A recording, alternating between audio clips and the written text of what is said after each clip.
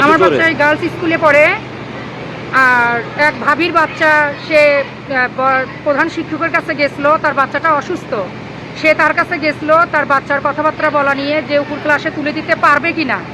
সে যদি না করে সে না শুনে যাবে, কিন্তু সে ভালো পরামর্শ নিতে যায় সে এমন আচার ব্যবহার করছে যা মেনে নেওয়ার মতো না। তো ভাবি নাকি ওনাকে জিজ্ঞাসা করছে যে আসলে আমি আসছি, আপনি বলেন যে আসলে আমার বাচ্চাটাকে তুলে দেওয়া যাবে কি না। তখন উনি বলছে যে কি আপনার এটা মাল। তখন ভাবি জিজ্ঞাসা করছে কি বললেন, তখন উনি আবার বলছে যে আপনার কি এটা মাল।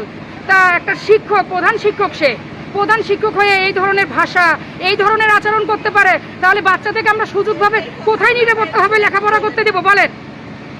আমরা যদি একটা প্রধান শিক্ষকের কাছে নিরাপত্তা না পাই, আমরা নিরাপত্তা কোথায় পাবো। আমরা এই কথাটার পর্যাপ্তভাবে বিচার চাই, সঠিক বিচার চাই। সে ভাষা কেন ব্যবহার করলো? একটা বাচ্চাকে বলা মানে প্রত্যেক বাচ্চাকে বলানো। আমরা সব গার্জিয়ান চাচ্ছি এটা একটা সুষ্ঠু বিচার হোক, সুষ্ঠু কথা করতে হবে। আর গার্লস স্কুল পরিণামে এটা কিছুই না, সব দুর্নীতি।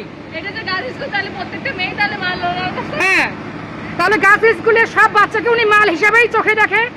উনি তো ওনার চোখের নজরে ঠিক করতে পারে নাই, উনি হেডমাস্টার কিভাবে হলো?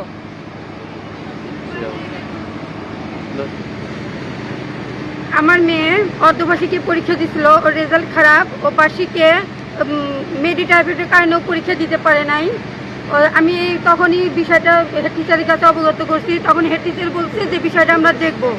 ক্লাস টিচারকেও বলা হয়েছে, ক্লাস টিচার বলছে যে আমি বিষয়টা দেখব।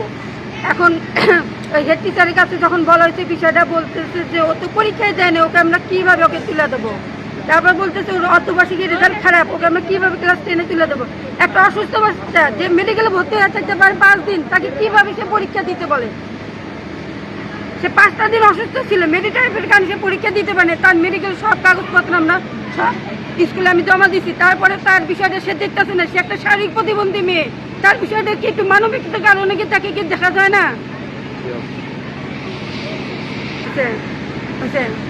সব গার্জিয়ান মিল করে এই কথাটা শুনে আমরা অনেক খেপে উঠছি। আমরা তাকে নিয়ে এটা বিচার করব, সেই ভাষা কেন ব্যবহার করলো। আমরা সবাই সমাধান নিয়ে থাকতেই সে দেখা যাচ্ছে অপোজিট গেট দিয়ে বের হয়ে চলে গেল। সে যদি অপরাধী না হয়, সব টিচার তার কথা বলতেছে সে নাকি ভালো, তা আমরাও মনে করলাম ভালো, কিন্তু সে ভালো, সে আমাদের মাঝে কেন ফেস হলো না?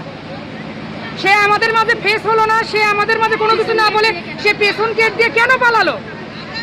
আমরা সেটা জবাব চাই। উনি পেছন গেট দিয়ে কেন পালাবে? প্রতিদিন উনি সামন গেট দিয়ে যায়।